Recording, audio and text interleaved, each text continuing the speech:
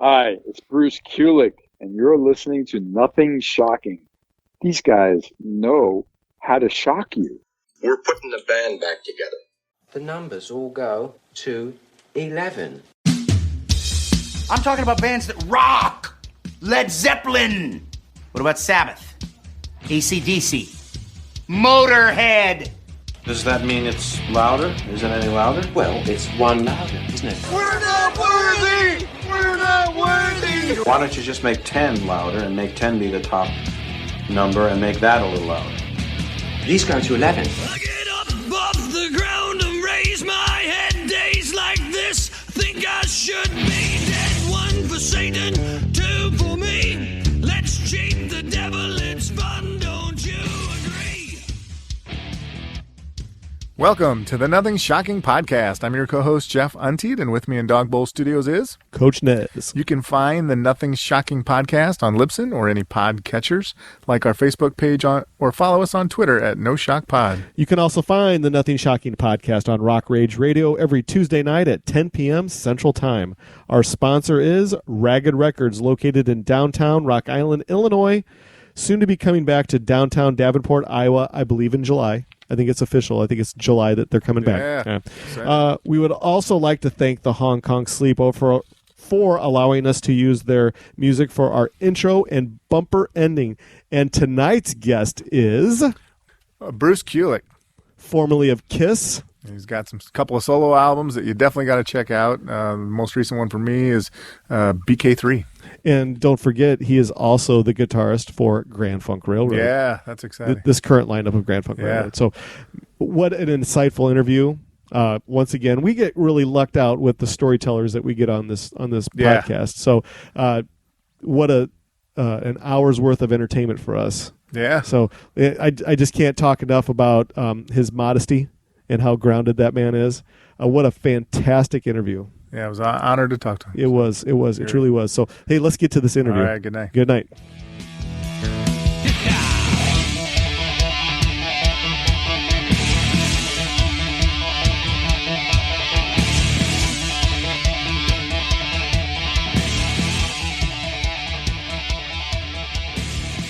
Bruce, welcome to the Nothing Shocking Podcast. I'd like to introduce you to my co-host, Jeff Untied. Bruce, it's great to talk to you tonight. How's it going? Thank you. Fantastic. Yeah. Well, with COVID-19 restrictions suffocating the music business this past year, how have you adapted with all things COVID? I actually, of course, had my initial freak out and had really no idea, like, how is this going to, even be a time to be creative or to do what I love to do, which is music. And very quickly, I would say it only took me a week or two when I just started to want to, kind of entertain the fans, I guess I would say, by sharing some riffs online. And, because of Facebook and all the different ways that I can communicate with the fans, it became very, very consistent with me. What my wife and I decided to sing, to perform songs together. Mm-hmm. Yeah. I remember one time us having a walk and thinking, what could we do to make this unique and special? And then we decided, like, somehow we started kicking around names, and it was just like Isolated Riffs, because I didn't want to play, I'm isolated, but I'm also playing just parts of songs, not necessarily full songs. Although I did jump in and start doing things like my clinics, with my iPhone just standing in front of my computer, me in my office, which is not anything fancy or looking like something presentation-wise. But I don't think anyone cared. Everyone was desperate for entertainment because everybody was, unless you were on the front lines, you were stuck at home, So it went over so well. I got such amazing feedback. Some very interesting people would reach out to me to even help guide me, who were in that industry of how the internet works with the searching and YouTube. And all of a sudden I'm learning all these new things or new ways that I should do things. I'll never forget, as soon as I started to do the interviews with my camera and be on video. You know, this guy who knows marketing and everything, make sure the camera's eye level, you know what I mean? You know, do this, you know, be consistent, give it better lighting. And then one of my neighbors who happens to be in video production, he realized he had to shift to doing different things, and suddenly certain things that he owned, like you know, lights that I would never think of buying typically. And he's going like, here, I bet you could use these, you know, because you're going to be doing stuff in the house. And I didn't know what the hell I was doing with them at first, but I asked around. I found some informative information from a producer friend of mine who also did some filming. And that really guided me to realize, how I can maybe film myself with good lighting. And at the same time, I, you know, upgraded my phone. I know I could have gotten into one of those fancy cameras like many of the YouTubers have, but the later iPhones have really deep, you know, good quality, and I needed a new phone anyway. So at the time, I just was putting all the tools together to try to present myself in the best way. Then I suddenly realized, this would be great if I could make a little production of it. My wife knew a little bit about iMovie, for example. Okay. And, you know, you always knew the people who knew how to fool around with their videos. And I jumped right in. I used to be very frustrated. I didn't know what I was doing. And I'd yell at the computer, and I couldn't, you know, quite always get the hang of how to make the transitions work without weird glitches and sounds and things. But over time, it all got easier and easier, because I remember working with a musician years ago when I lived in LA, who would play me his new song, and he was a lot younger. The younger people were just so natural, a lot on the computer devices, you know. And then he says, yeah, this is the new video I'm working on for that song that you played on. I go, let me see. And I just thought he was, you know, like Scorsese. I just thought it was the most amazing thing I've ever seen.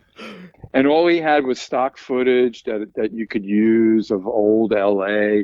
But the way it fit the song, he creatively made a presentation of that song that I was like, this is unbelievable. What a genius. And then all of a sudden I realized what he was doing, you know, once I jumped in. Same thing on the recording end. Now I'm not going to go to a studio, and a guy who I admire and respect, Chris Jericho, decides to do a, you know, Kuarantine project where he's going to cover, you know, Asylum era-ish Kiss songs. So they're reaching out to me. I want to do the second song. It's going to be Heart of Chrome. Will you play lead guitar on it? And I remember my wife and I talking about it. I went into a panic, because typically that would be, I'd go to one of my local studios here in Las Vegas where I live and record, you know. And now I'm like, I think I better learn how to record on my computer finally. I knew how to do it on my iPad at times in a very, you know, there's no choice. You're in a hotel with one of the other Grand Funk guys, and we'd plow through it and figure it out.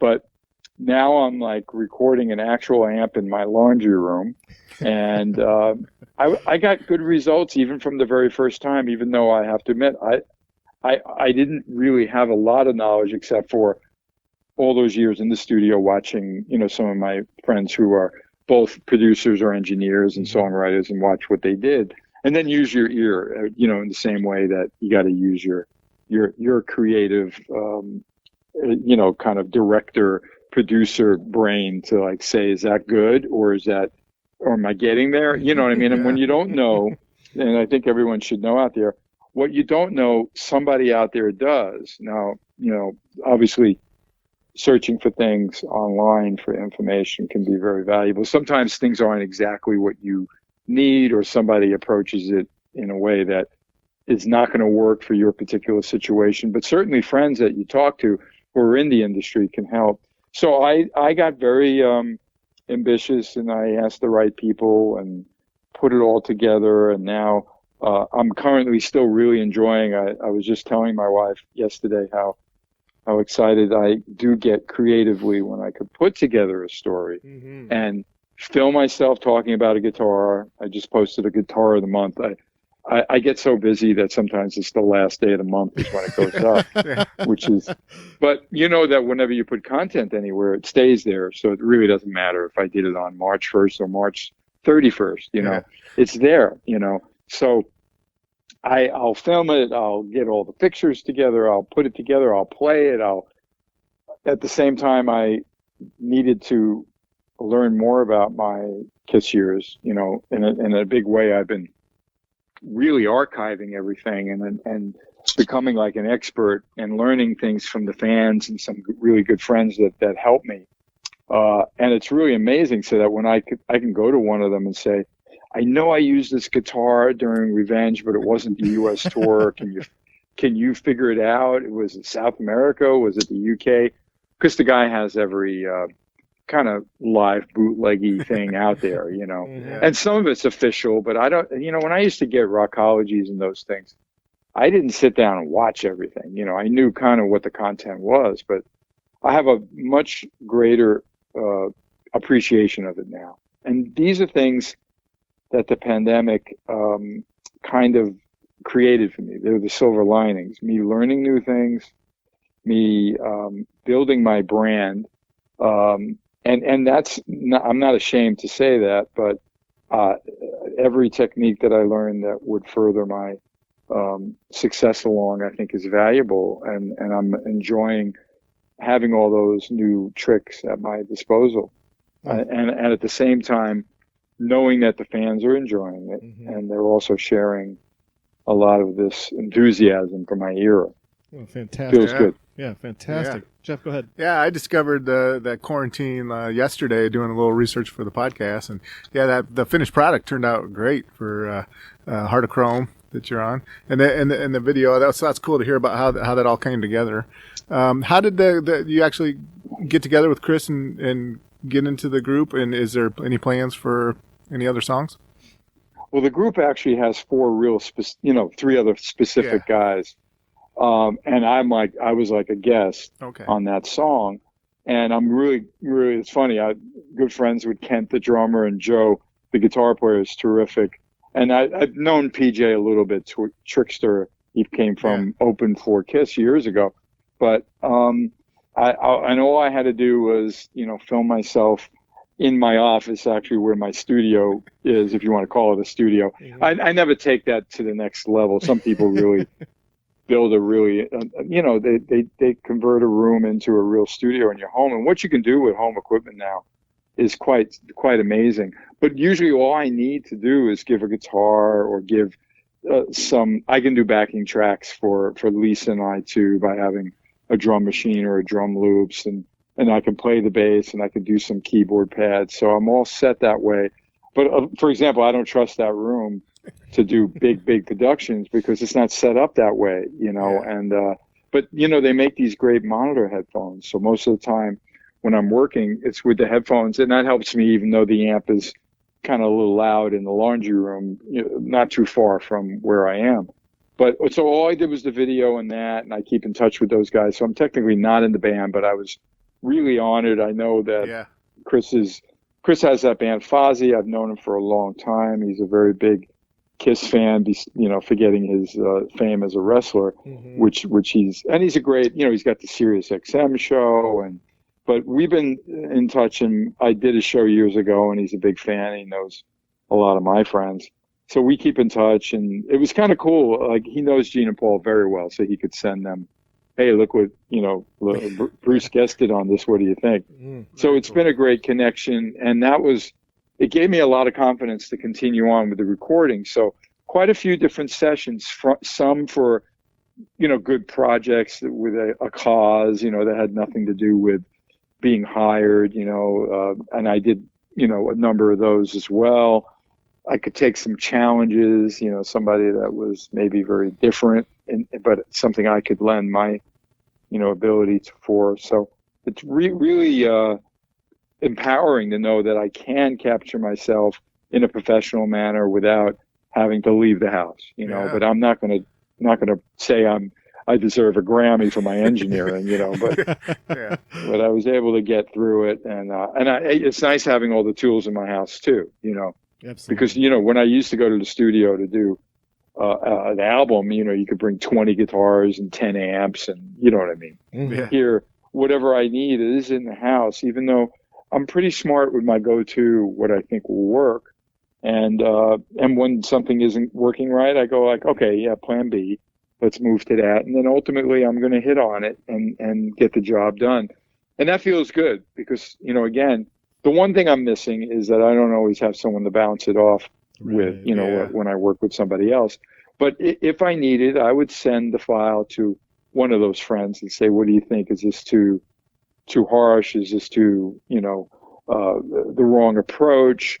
And get some feedback, because I'm not afraid to ask people for their opinion and then weigh it out and move on, and get the right thing done.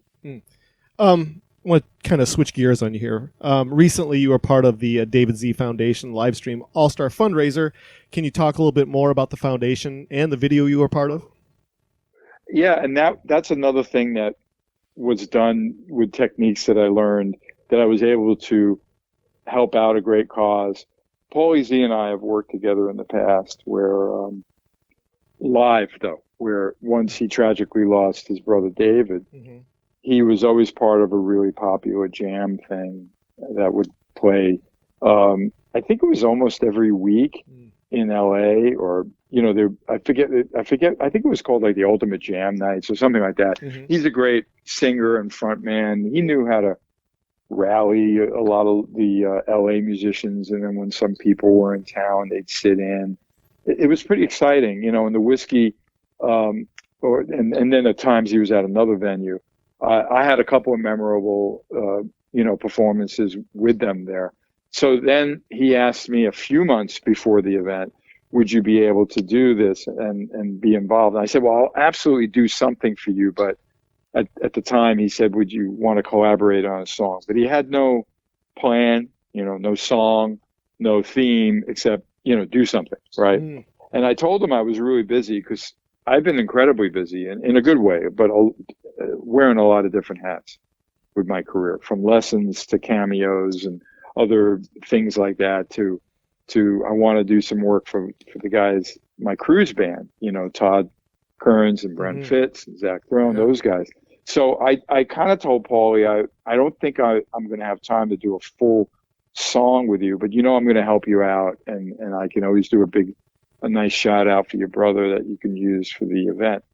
So then he comes back to me and say, I recorded this with this guy, Gabriel, who I happen to have known.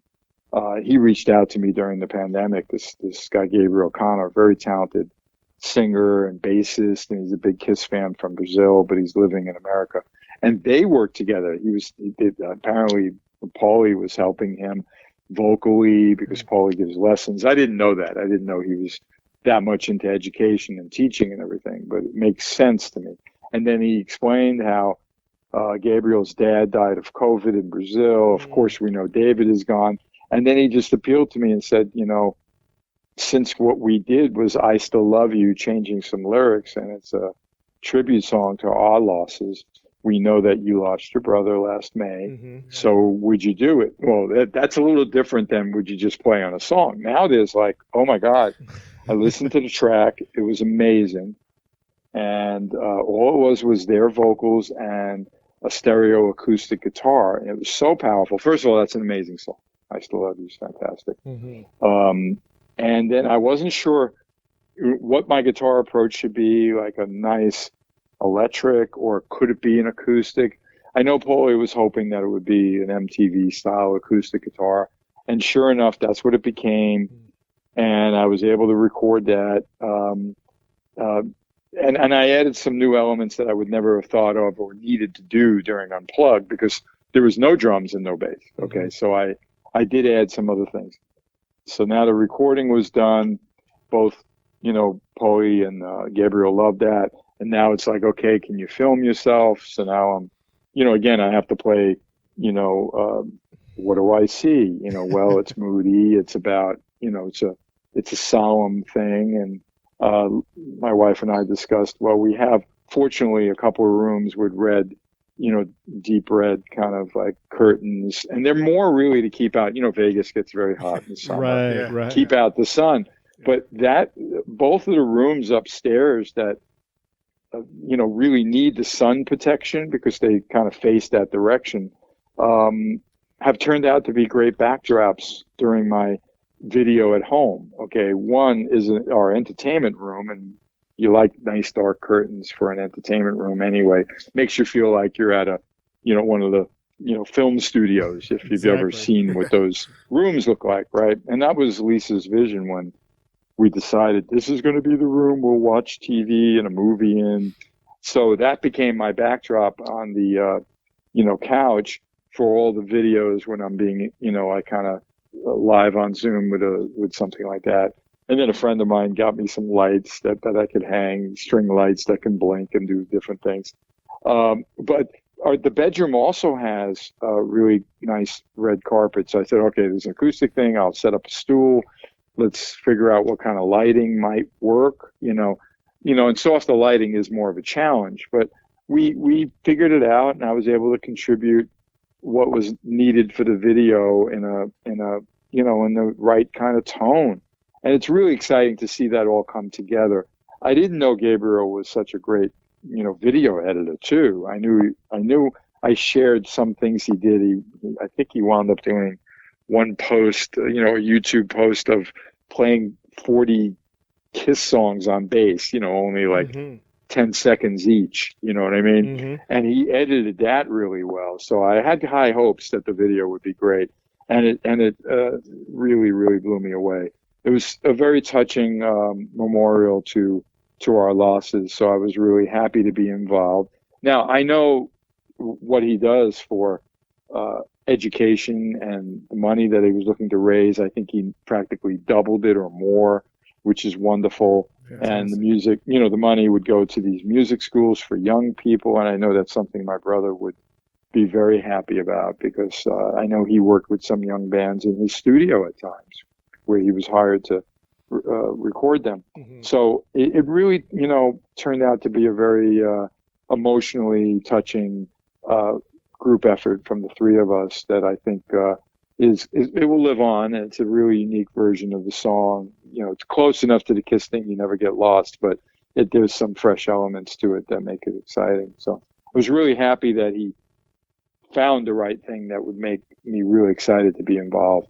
Oh, so yeah, fantastic. And there it is on YouTube, on my channel, yes. His channel for the David Z Foundation, and the reaction's been wonderful. I'm very proud of it. Oh, fantastic. Yeah. Pre-COVID, you've been very busy appearing at guitar shows and clinics the past, quite a few years. Can you talk more about your instruction theories at these clinics and conventions?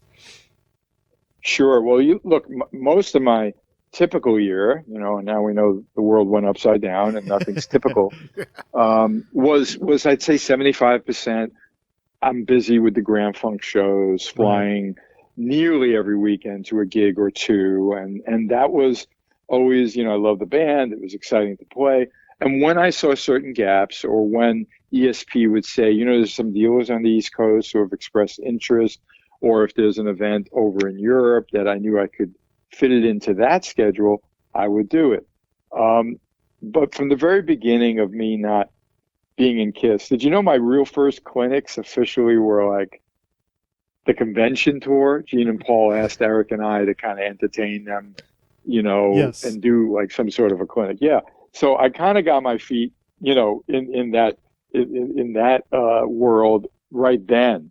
And then, of course, through the years, I remember doing, while I was in KISS, something with Jim Marshall, too. That was like in 92. Jim Marshall, I think they were promoting the 900 series, and they needed an endorser like myself who could go visit the stores and sign and play a little bit. But backing tracks, having really good backing tracks are the key. And most of my clinics, and the last ones I did was the December of 19, okay, where I was able to go off to Maryland and do a few. And I really enjoyed it. I didn't have time to do more, but it was good to finally get out there and pack a store and play for them. But what I usually do is I set up the song and explain a little bit. Most of the time sometimes there's some stuff from one of my solo records, but the majority of it is Kiss tracks, and I'm pretty blessed that I actually have a few unique, backing tracks of the actual album without necessarily all the vocals, without my leads. Because as a work in progress, it would be like, here, take this home, practice some things to it. So Ezrin did that with me, and I got to take some for both Revenge and Carnival of Souls home so that I would have something good to play to. So I'll take questions, I'll set things up and explain, of course, what I'm using, usually just some simple pedals. And if I'm doing it for ESP, it's, of course, ESP guitars I'm talking about. But I don't get real technical. Obviously, when I've done some one-on-one guitar lessons, I can get more specific about scales and what you need to know. But lots of times the questions are more about what it's like for me to be in Kiss and work with Gene and Paul, and related more to the process and not so much only about guitar playing. But whatever it is, I enjoy sharing my experience, and it always goes over very well. They could tell I really care about my guitar playing, and I enjoy playing those songs, and it's just a nice positive thing for everybody, including myself. Oh, fantastic! Yeah. Jeff, you got the next one? Well, yeah. What guitar did you use in the Heart of Chrome song? So that one I found right before Kiss Cruise 8. I was really lucky to find an M2 ESP, which is not a model that I used to use in Kiss, but something similar. They kind of look like the Horizons, except there's not a arch top. It's kind of a neck through ESP reverse headstock, which drives me crazy.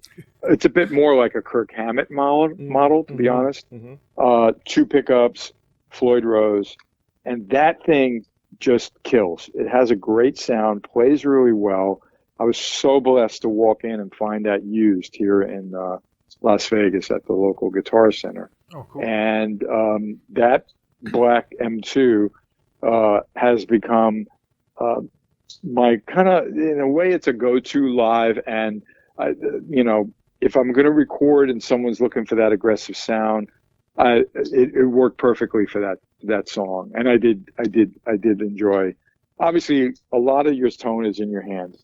Don't always buy that. You're going to be Slash if you play Slash's Les Paul.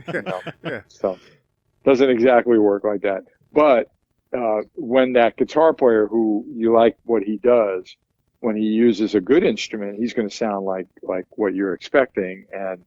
And that's, it's good to have good tools, and I'm really blessed. What's ironic about those clinics, I could go to Maryland and not even take a guitar, and I know that a couple of their models, even if I never, played that specific guitar that they have in the store, I'm going to be able to use. You know what I mean? And that's a good testament to the company, and it obviously helps the store sell a few of the models, and it makes it a little easier. I don't have to drag around a guitar to perform. That's cool. So it's great. A lot of guitar companies have become extremely consistent, with what they're doing. Oh, fantastic. Now we're going to really switch gears on you here. Yeah. So 2020, you participated on Ace Frehley's Origins Volume 2 as lead guitarist on Manic Depression. Can you talk more about this collaboration with Ace and how it all came to be? Well, Ace and I have, crossed paths quite a few times in the past years. And, when he was doing the tribute records with different, meaning he'd do those cover songs, and have a lot of guests.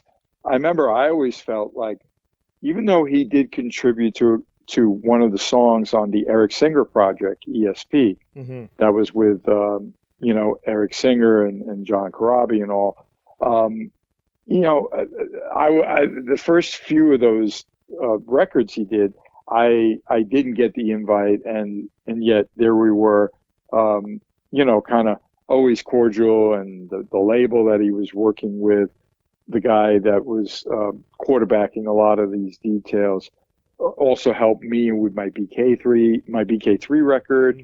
So it wasn't real hard for the word to get to Ace, hey, you should really have Bruce. And he said, I'd love to. And then he reached out to me, and we made the plans for the, what song should it be? and it was a choice between like a Cream tune and a Hendrix song, and he knew I love Hendrix, and I know John 5 was going to probably choose that Cream song anyway. So we just went ahead. We couldn't do it together. That was more during, because the scheduling had nothing to do with COVID, because we recorded it quite a while back. But I went to my friend's studio here in Las Vegas, and he was all excited because he's a big Ace fan. So, and the only shocker to me was just it was shortly after when he asked me. It was shortly after him working with Gene, where he did opened for Gene on some dates. They actually did some dates together in Australia. Yes. So Gene got used to, from Kiss, tuning down a whole step. Okay. And Ace thought like, oh, wow, because they were sharing the same band. And Ace was like, okay, yeah, I could play two steps down, a whole step down is what it's called. So now Ace does the backing tracks for that record, a whole step down. And I didn't really have any guitars set up like that. It was kind of funny. So to be honest, my go-to Strat Hendrixy kind of guitar that I wanted to use felt like rubber bands, if you know what I mean. So I didn't really have a great time doing it, but I did enjoy. I love Hendrix, and I love Manic Depression. It was always one of my favorite songs, and I thought the backing tracks that Ace provided were really good. I know Matt Starr, who played on it, the drummer, and he's worked with me as well. So it was a lot of fun to actually do it. He was real happy. He let me have the whole middle solo, and he just did some riffing at the end. And I think that Origins 2 is actually, this new one's even maybe the best of all of them, and I like the other one as well. So, it was fun to finally, contribute to one of his records. Oh, fantastic. Yeah, cool. Jeff's going to take the next one here. I'm going to ask you about your first solo album, Audio Dog, in 2001. You did the production, played bass, guitar, vocals. Can you tell us a little bit about that whole process of deciding to do a solo album and how that came about, and a little bit about the journey? Well, obviously Kiss ended in 96 for me. And then I went off to work with John Corabi, the band Union. Yeah. And by the time our second record, called The Blue Room, couldn't get any traction, and the label was kind of not functioning very well, and we kind of just hit that wall. We couldn't get that big opportunity. I realized, all right, I don't know what's next for me, but I have a lot of songs that I haven't finished. In fact, I have a lot of songs that, I presented to Gene, I presented to Paul, that just didn't get the chance, you know what I mean, that I thought had a lot of potential. So I started Audio Dog with songs like that. And in fact, that first song, Paradise, that opens up Audio Dog, was one that, I played those chords, and Gene and I looked at, and it didn't develop into anything, but and then I just carried on, and it was very, very empowering to just be in control of your entire record, not be part of a group. Yeah. Now, I didn't mind working with Kiss as a group. I didn't mind working with John as a group either. It wasn't like, oh, guys, it's my way, or, screw you all. There are certain artists that get like that, and they can be very, very difficult with their vision.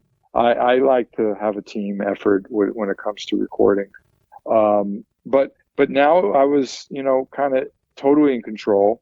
And I did have help from my friend Kurt, who was the producer, who worked with Union too on the first record. So it wasn't too alien for me to get going, and he knew how to work with me. So I was able to work rather quickly and get through that record. And I titled it, my nickname for my little dog that I had at the time, who was my best friend, he was the Audio Dog, because I drag him around to the studios and everything. Yeah. So it was kind of fun to do. I also, at the same time, while recording it, got that opportunity to be part of Grand Funk. So of course, now I'm in Grand Funk. So but it was something that I offered myself. I didn't go to any labels. My attitude was, if I had to sell it out of my trunk of my car, I will. By then, of course, the internet was there. So I could absolutely, enjoy it and play it for people and sell it. And it recouped rather quickly, which was really exciting actually. Nice. Fantastic. Well, you touched on a couple things that with the Eric Singer project and you, and so I guess I'm just kind of going to dive right into it. So, it's never ceases to amaze me that so many rock and roll fans don't realize the Eric Singer project was an actual thing. Oh, yeah. In essence, a cover band of sorts. The band released two studio albums and one live album. Can you talk more about the Eric Singer project and how it all came to be? And will we ever see another Eric Singer project studio album ever again? Well, and I just wanted to mention too, both of my solo records, Audio Dog and Transformer, which I did in 2003, I'm talking about getting them out on vinyl. Okay, and I'll probably repackage them because I have a lot more that I could, on vinyl you have a lot more room for the jacket and the inner sleeve and all that, so that would be nice. And Eric Singer project, I mean, really, it was repackaged a few times, but I think we really only did one record. But then it was like kind of repackaged a bit, and of course we did the live at there was a DVD associated with Australian trip that we made. Oh, okay. It was really just something that Eric wanted. It was in between his popping in and out of Kiss, or even before Kiss. I actually think it might have started before Kiss when he realized, well, I had Union with John. And I didn't know until years later that he actually felt like, why didn't you ask me to be in Union? I didn't think he wanted to do a band. I remember him always saying, I don't want to be in any bands. You know what I mean? I was like, so it really shocked me when many years later, he said you could have asked me to be in Union. That was kind of weird. But anyway, he did help us out when we had a tour commitment, and Brent Fitz couldn't play drums. So he jumped in. Anyway, so ESP was just, we decided kind of like what Ace was doing too, but we did it even earlier. Okay, let's do this Hendrix song, and not an obvious one. Let's do a Humble Pie song. Let's do a Sweet song. And we put it together. Carl Cochran is so talented. He could sing, he could play bass or guitar. Then you got Karabi, who's of course a singer who plays guitar and can also play bass. And you got me, I like to play bass and guitar, but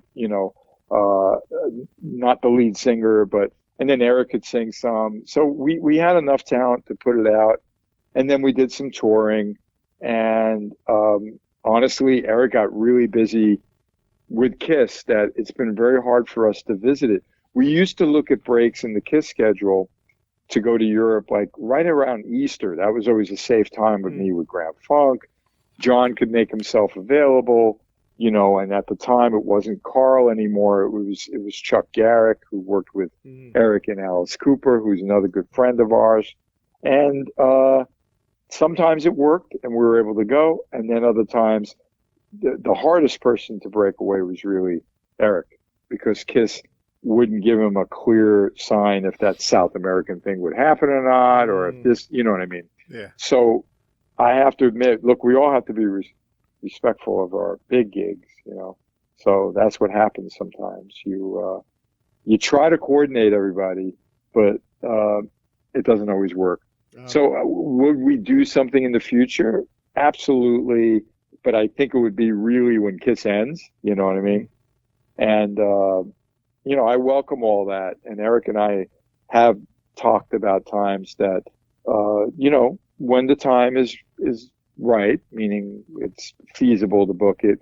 Not only could we do the Eric Singer project, but we can actually do some really great, fun gigs where it's going to be, how bands like to do just one album, you know what I mean? Yeah, or something exactly. like that.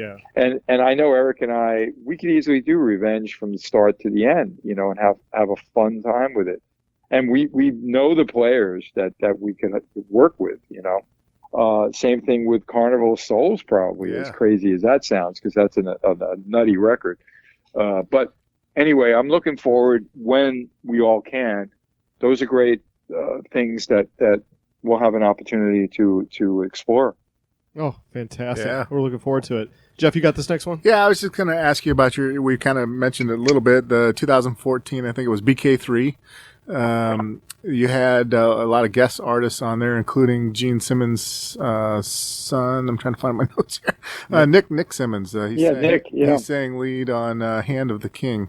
Can you tell us a little bit about that, the process behind recording that song? Sure. Well, first of all, the record actually came out in 2010, the CD. Oh, okay. But then I did some vinyl reissues, and that was the first one.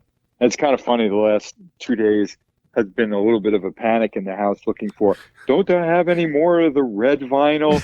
Because they're on my website, and oddly enough, I'm down to like 5 copies, you know what I mean? Because I would do these like limited runs of 300 or 500, and I like it that way, actually. I don't like, I think the fans appreciate it more.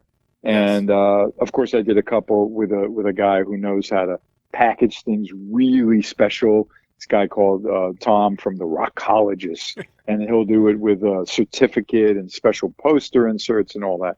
But they're always limited, and we make it work and all. But the 2 versions of BK3, 14 came out the black vinyl, and then a few years later I did it in red vinyl a couple of times. Okay. All right, Nick.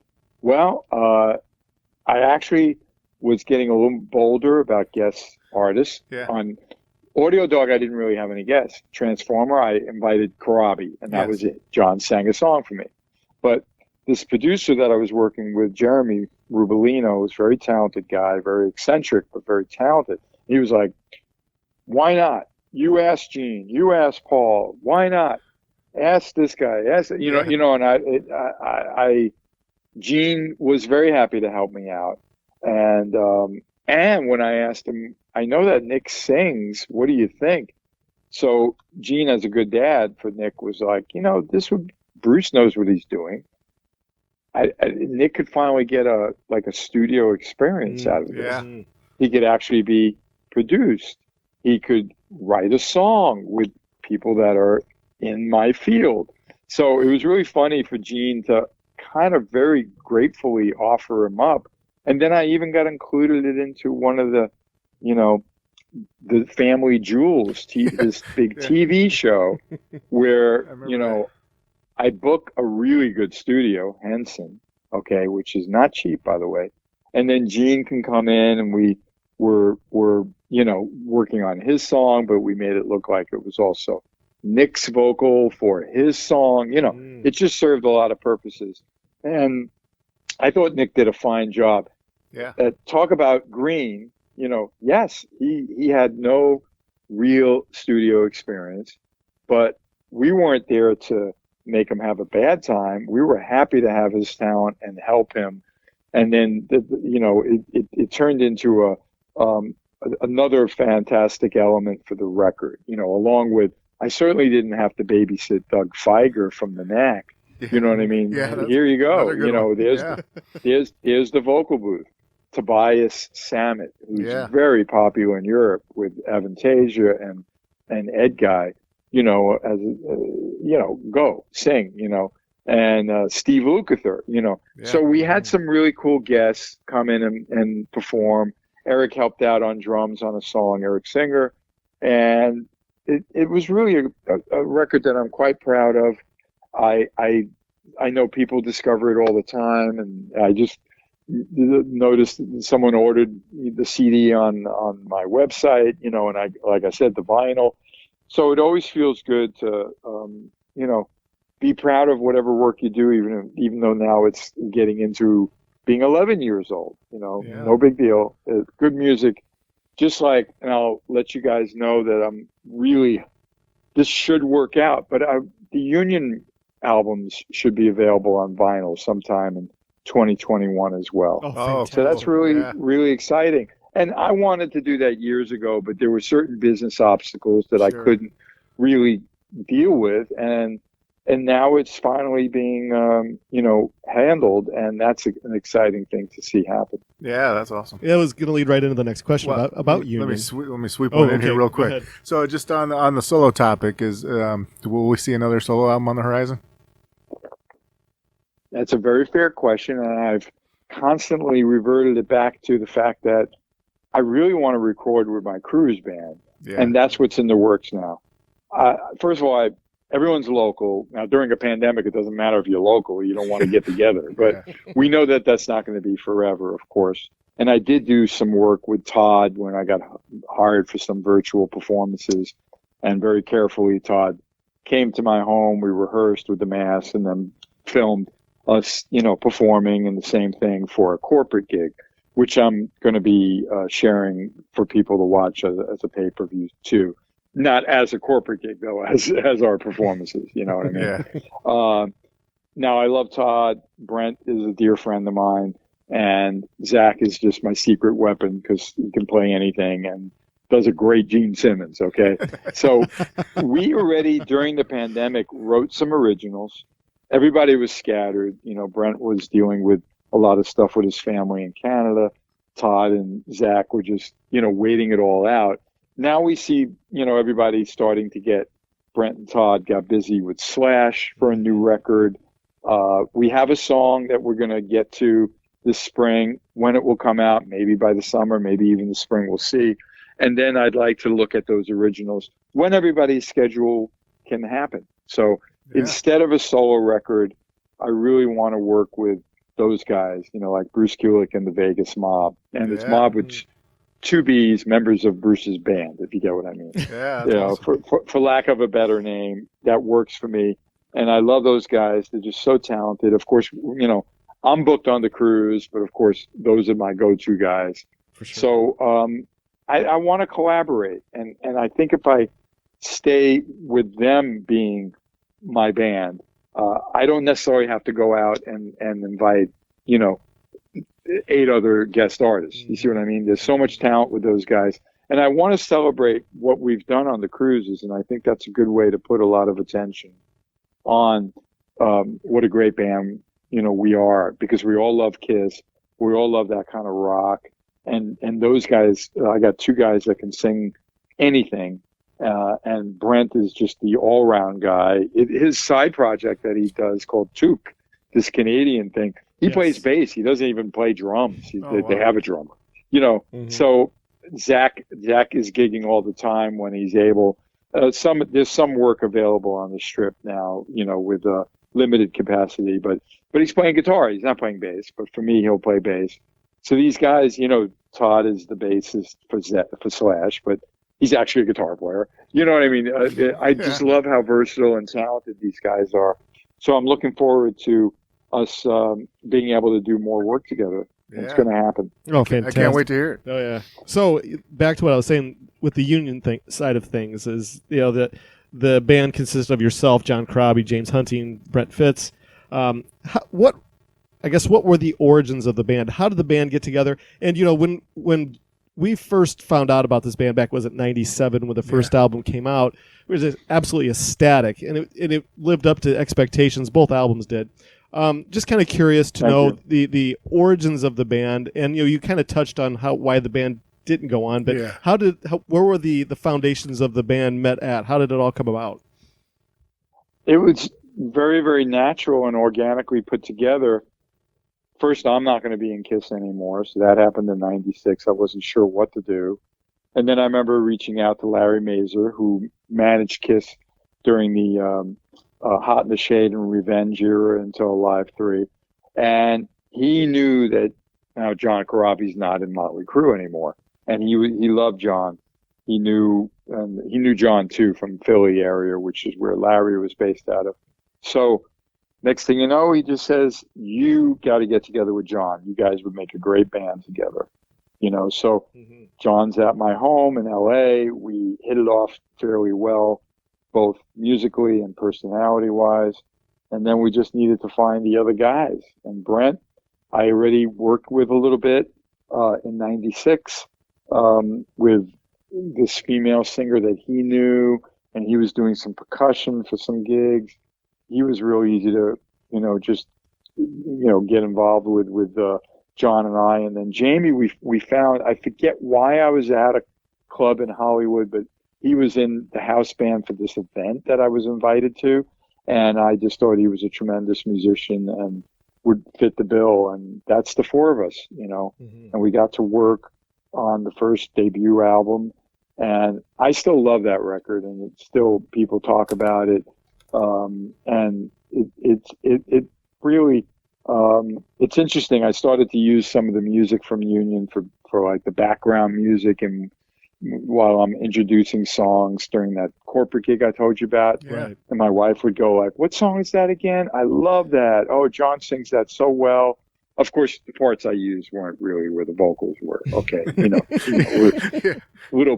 Well, you can't have that if someone's, the B, whatever they call that B-roll incidental music usually is just instrumental. Mm-hmm. But I would grab an intro of this song or that song. And it's really stuff I'm really proud of. One of my good friends locally here that I get, is a guitarist from, for many years, who plays with Seeger, Mark Chatfield. And just out of the blue, just like 3 days ago, we were chatting about some guitar shit. And the next thing I know, he goes like, I love that song, Around Again. Oh my God. I didn't, forget your years with Kiss. I don't care. Union.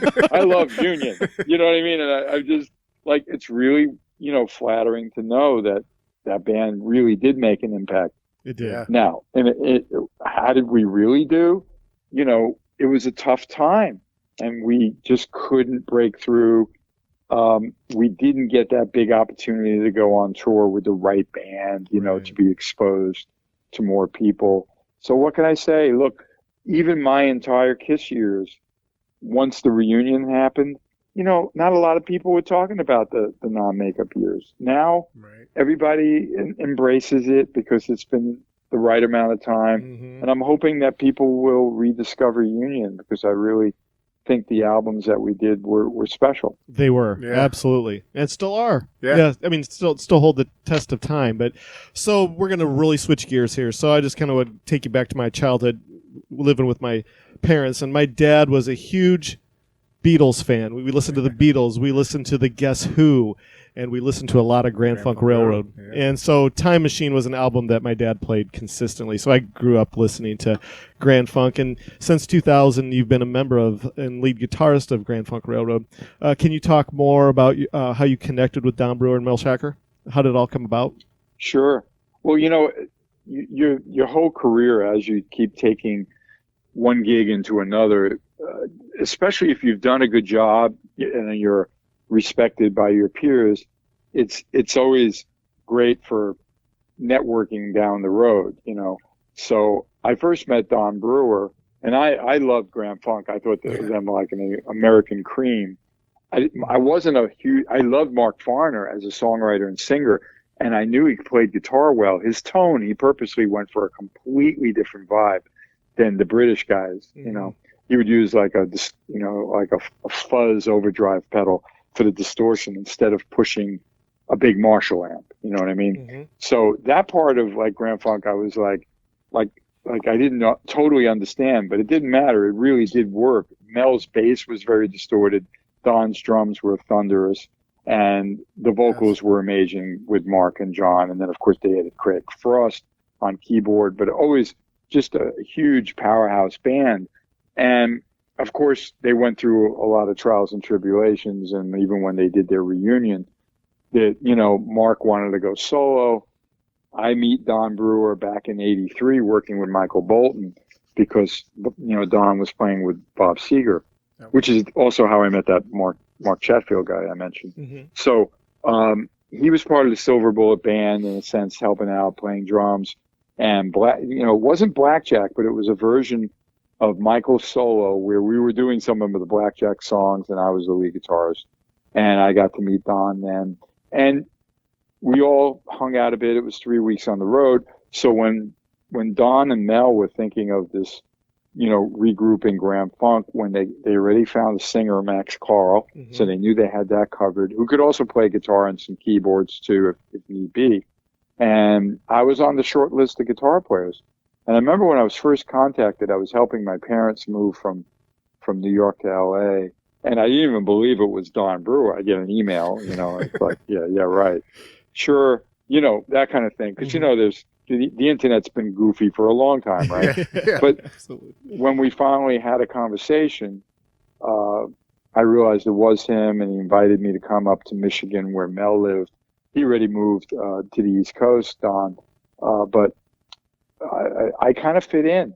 Max was a little not sure about me because he saw a crazy photo of me with John Corabi and Union with these very, very scantily clad girls backstage at a Scandinavian gig, and they were all part of just a promotion thing where the promoter was like, great, this is going to be great. I'm going to bring some dancers in. You'll take some pictures.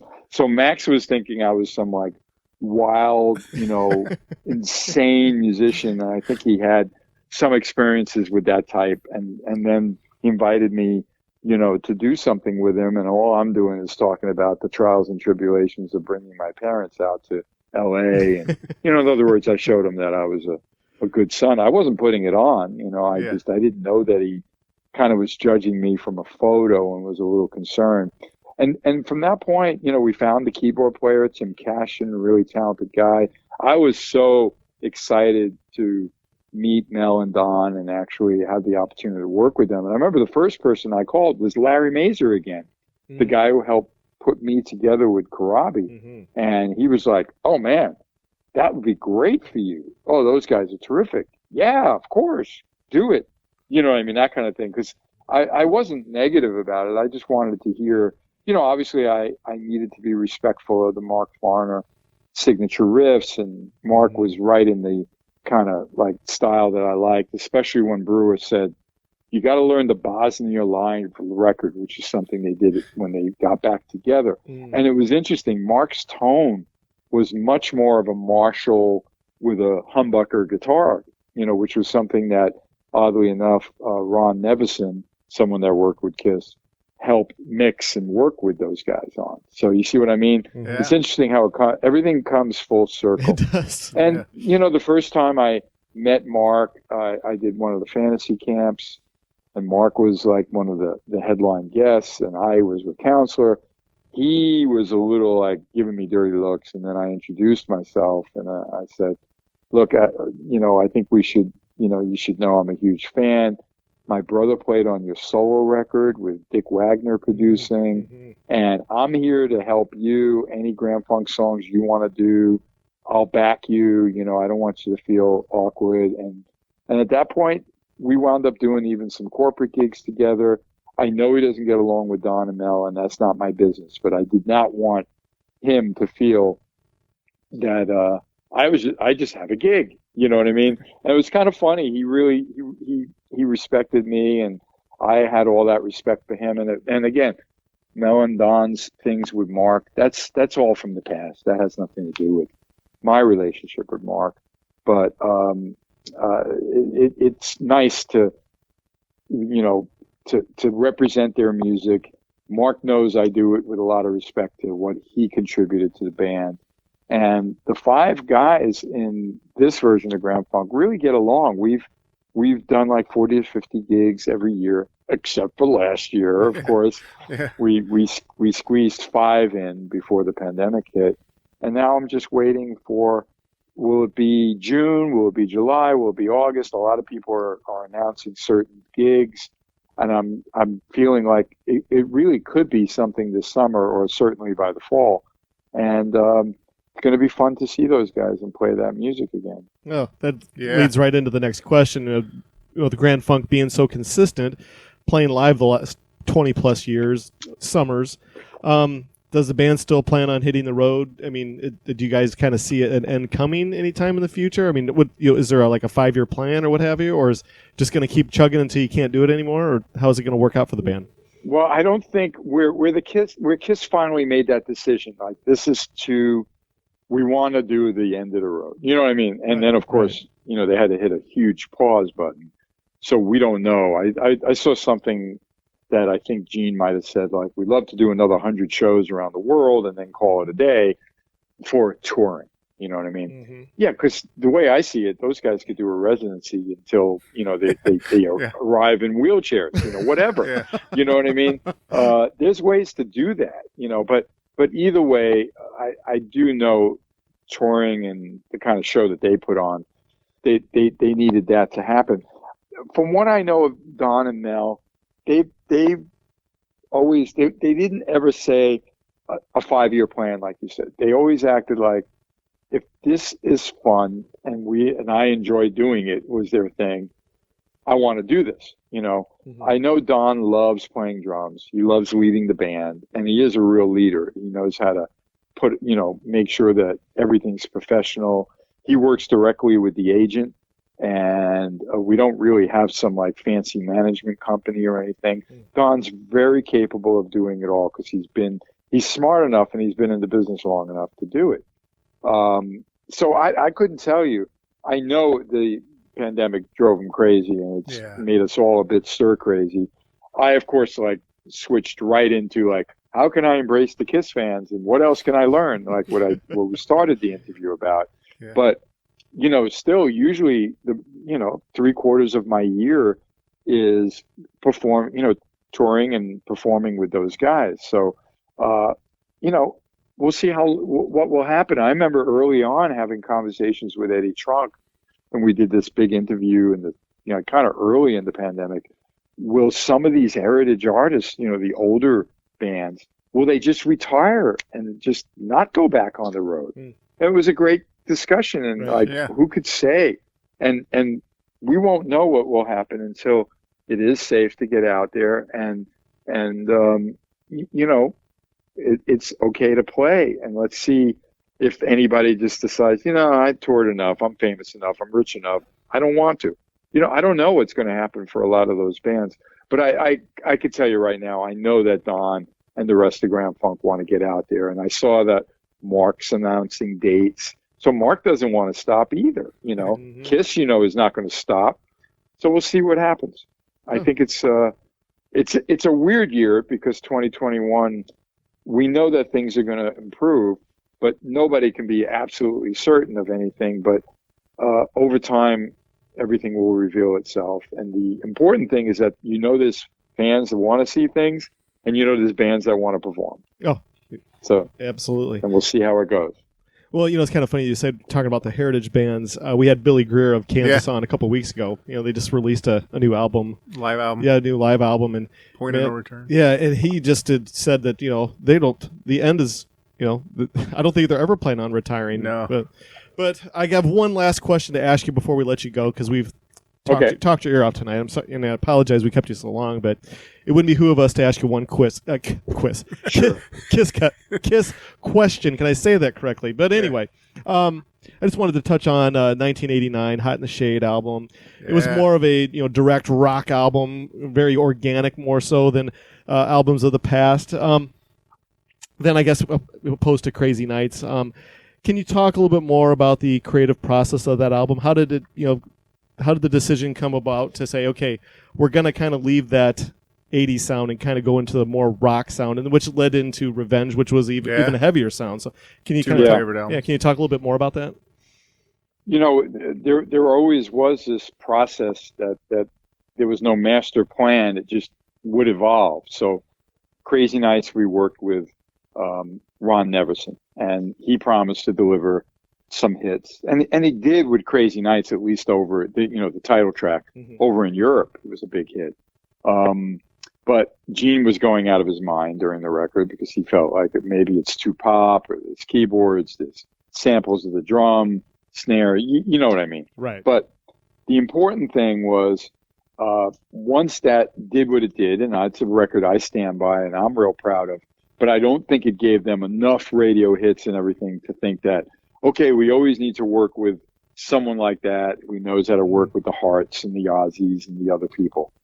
So I think the attention started to switch to Gene and Paul, who are very capable of who they are. I always like when they use a producer because then there's that go-to tiebreaker instead of them having to compromise, Because when you have two very large, dominant forces in a band that are both the guys of the group, sometimes things only can move forward with compromise, but when you have that Ezrin or Nevison, usually the producer is going to get his way. You see what I mean? Yeah. And it's not one or the other. It just becomes that person's choice. So Hot in the Shade went back to, let's just strip this down a bit.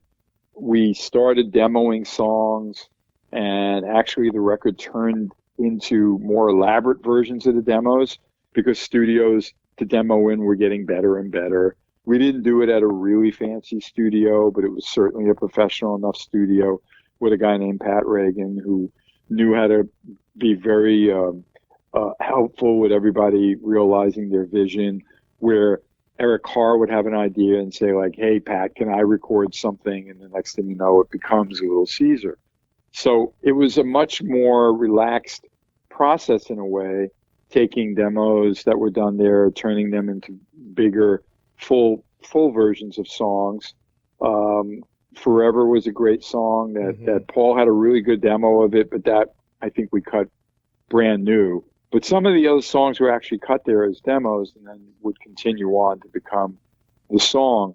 There were a lot of songs on the record, turned out to have like 15. And that's because the two of them, first of all, on the CD, you could put like 70 minutes of music. We know that. Right. But I really think it was just like, well, I like my songs. Well, I like my songs. And again, if it was Nevison, it would have been like, you're getting 11 slots and that's it, or whatever, however the producer felt, So it was really interesting that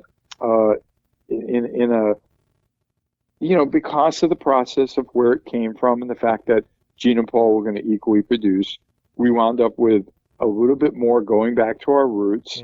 We wound up with more street approach kind of to Kiss, as opposed to maybe just striving for the hits, if you get what I mean, with a name producer. And I think it was the right bridge, like you mentioned, that we wouldn't have made it to Revenge if we didn't have that album to get under our belt. Yeah. So, and then the tour, Larry Mazer was involved again. He wanted to see more songs and embrace the past, but Gene, don't stick out your tongue. It was kind of like a weird combination of trying different things to, I wouldn't say reinvent the band, but to keep the band fresh. Sure. So a rise to it that had, there was a bluesy thing, and that's a great tour. A lot of fans just loved it. We had great opening acts. So even though it wasn't like a smash hit album, but Forever helped, of course. And Hide Your Heart was a great song too. Yeah. But it put us back on track to do a great tour. And it's another album that when I've looked at it years after years, I realized, there was a lot of really interesting stuff on that record. And I know when my cruise band, when we did our Hot in the Shade medley, it really went over well, doing things like Radar for Love and Betrayed and everything went over really, really great, So each one of those albums, again, I don't believe the next one could have happened without that other one taking its course, So I love that through my years. They're all varied. There's highlights for every album, for myself personally as a guitarist of the band, but it was a fruitful period for Kiss. There's no doubt.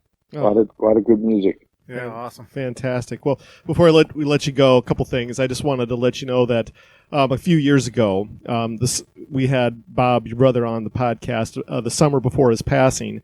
He was a fantastic guest, and we wanted to reach and give you our condolences on your loss of your brother. He was a fantastic guest. We had him on for about 45 minutes, and it was a fun interview. Very, very interesting person that man was. Yeah. We truly loved that interview. But this is how it's going to work out. We have about 3 episodes to release before yours. So we're going to release this in about 3 weeks, I guess, maybe 2.5, 3 weeks. As soon as we do, I'll make sure we get it to Jolene. I'll email it to Jolene right away. And please share it on your socials or whatever you can. No problem. All right. Well, all right. Thanks, guys. Have a great night. Thank you so much. This has been fun. Give me a heads up when it's coming out. Absolutely. Yeah. And, thank you for your time. I appreciate it. It was been fun. Take Thank care. you. Bye-bye. Right. Bye-bye. Here is a word from our partners at the Night Demon Heavy Metal Podcast. Welcome to the night. You think you know Night Demon? then the Night Demon Heavy Metal Podcast is for you. Step into the darkness as we peel back the curtain to give you an unprecedented, all-access look into the mind and the heart of the demon. We're talking band history, song analysis, studio anecdotes, stories from the road. It's everything a diehard Night Demon fan could want and more. This is the only place to learn the inside scoop, the deep dive trivia, the untold tales from the band members themselves and those closest to the Night Demon story. Need more? The Sacred Night Demon Crypt will be pried open to reveal demo recordings that have never before seen the light of day, all with in-depth commentary by the band and the people who were there for the writing and recording process. This is a gold mine, a treasure trove of all things Night Demon. Head over to nightdemon.net or wherever you listen to podcasts.